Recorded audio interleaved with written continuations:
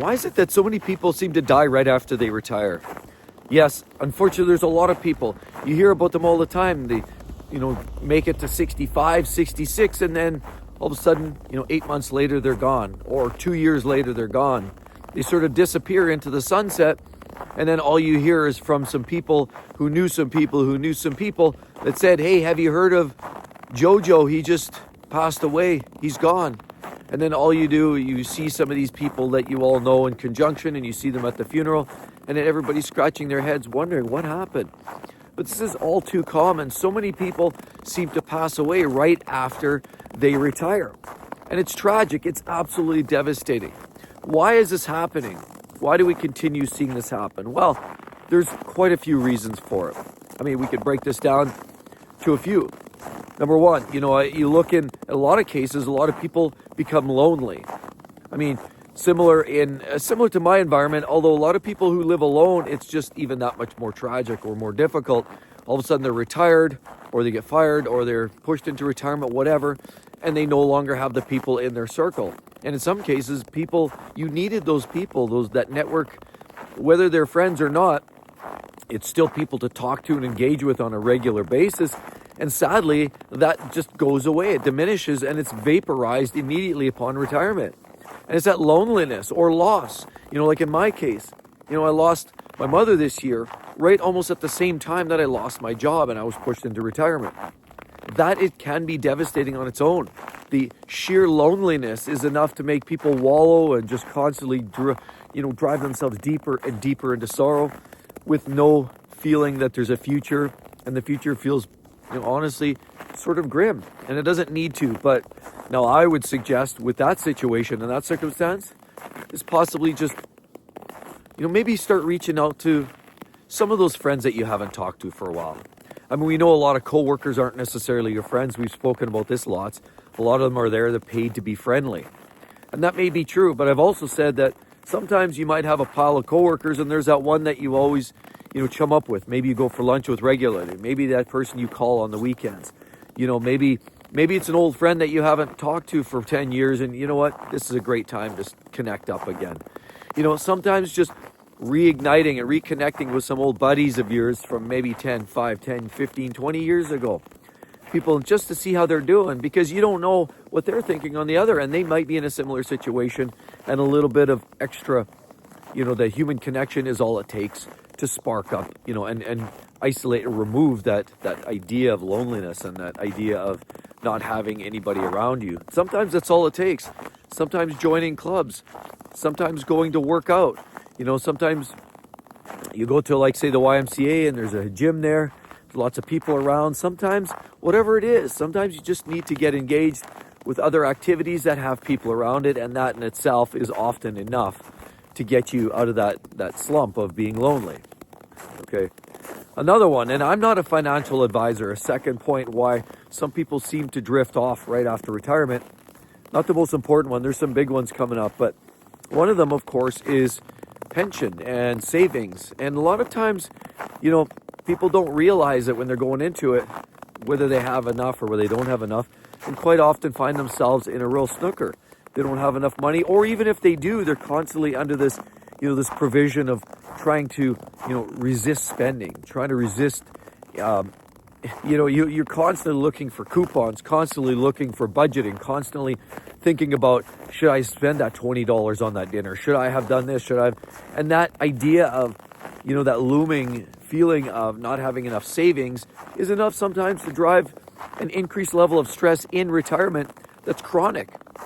We've spoken of chronic stress, how that never seems to help anybody. And chronic stress is definitely a driver to assist people, pushing them further past that 6-foot point below the surface of the earth, unfortunately. Now, another piece of that is, ultimately, and I've said this before, with retirement savings, having a passive income, maybe investments, rental properties, commercial, residential rental properties, sometimes are means for some people to have this constant flow of income. Some people have defined benefits pensions, which gives you a constant flow of income as well. 401k, if you set it up right, you'll have that constant flow. So again, the idea is just have a good financial plan, good sound financial plan going into retirement that includes things like healthcare, Medicare, that includes, of course, your all these other factors that might come up, including car repair costs, utilities, wherever, depends where you're living, that might all have a factor. Okay. So another issue why a lot of people, and I personally know somebody who had passed away, two, and I've mentioned these before as well, that I worked with that sadly made it about a year. The one gentleman, he retired. He was one of my supervisors. He had a lot of stress, and so you could see the years of stress were really taking a toll on him. You could see him every single day. Blood pressure, he was on blood pressure meds. He wasn't very mobile because he spent way too much time between meetings or at a desk. And so his mobility was reduced, his high levels of stress. And realistically, by the time he hit 65 and he was retiring, he didn't even make it a year. And it's sad to see, because I truly believe a big part of that shortcoming was the fact that chronic stress that he lived with for years. A lot of people don't realize how stressful some of these jobs are. A lot of people don't realize that, over the course of 20, 30 years on a job, this increasing stress is something that you start to get used to. It becomes a new norm, It's almost like, think of it like a car. If a car drives by you doing 100 miles an hour, whoa, that is absolutely blistering. However, if you're in the car and you're going 100 miles an hour, it's stationary. It doesn't feel like you're going very fast at all because you're inside the car at the same velocity. You're in the jet stream, so to speak. So when you're in it, you just don't realize it.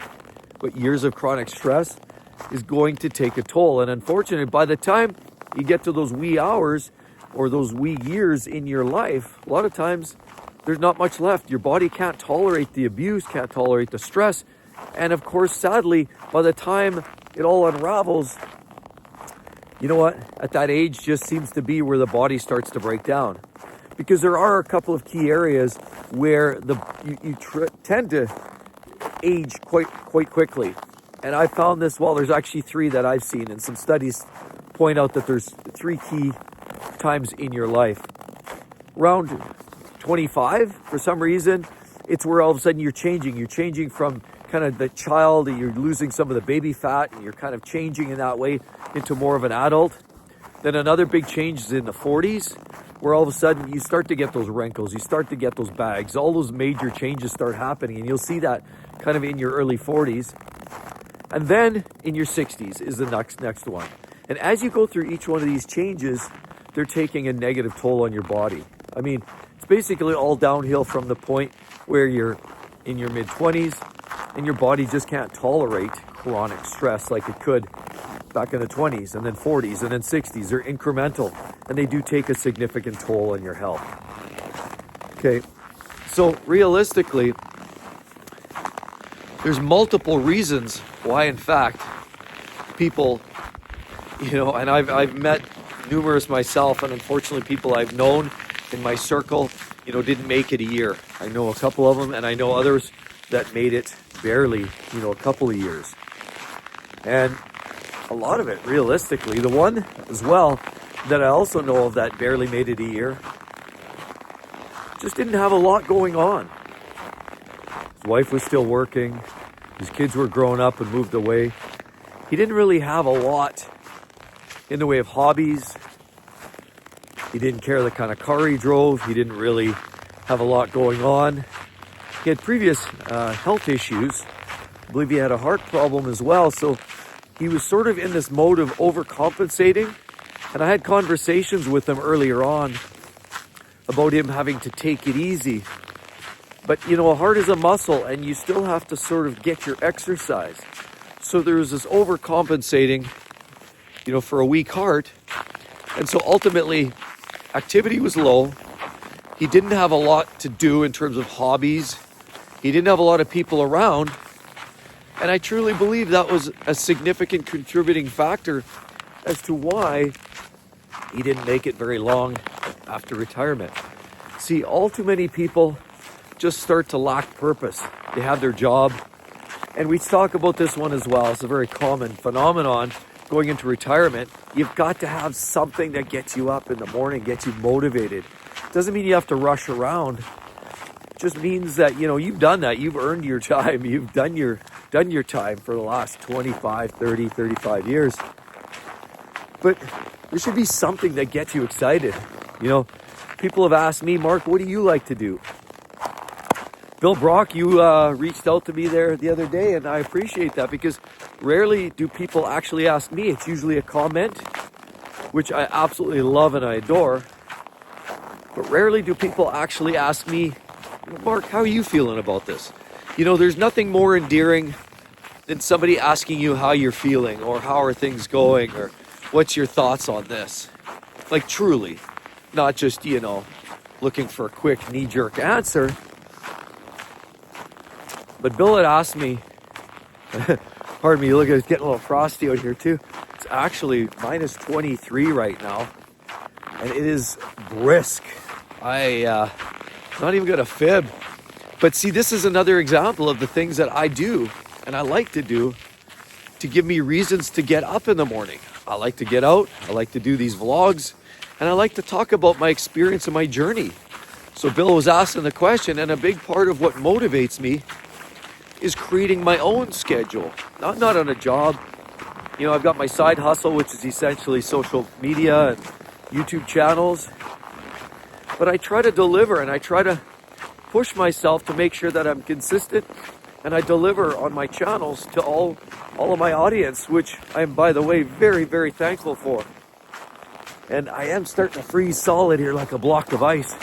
I literally am freezing and my jowls are probably not moving as fluidly as they normally would. It is cold out here. But back to the point is just not having that thing that keeps you going. And maybe it's traveling and we get motivated. I already had a talk with my wife here this week. We're talking about maybe doing a trip again.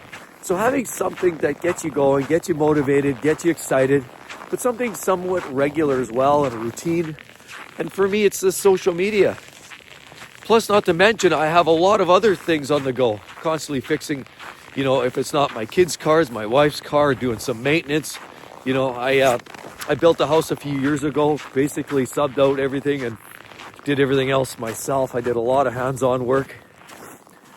And so that took a lot of time. That was a huge learning curve and a big experience, learning not just the trades I was aware of, but also some of the other building trades and codes.